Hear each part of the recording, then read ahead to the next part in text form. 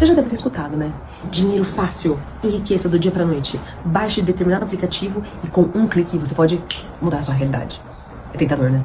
Até parece que se você não fizer isso, você vai ser o único idiota que não tá dando dinheiro fácil e rápido. Mas dinheiro fácil nunca é fácil de verdade. Que muitas vezes parece um atalho.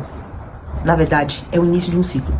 Um ciclo que vai fazer você sair pior do que você entrou. A única forma comprovada de enriquecer é cuidar do seu dinheiro. É ser diligente.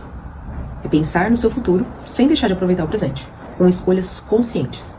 Eu já vi muita gente quebrar porque quis o caminho fácil. Mas também já vi muita gente se recuperar e dar a volta por cima porque escolheu ser diligente com o seu dinheiro.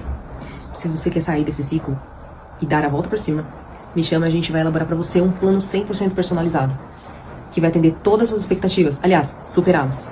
E você vai ter uma vida verdadeiramente próspera.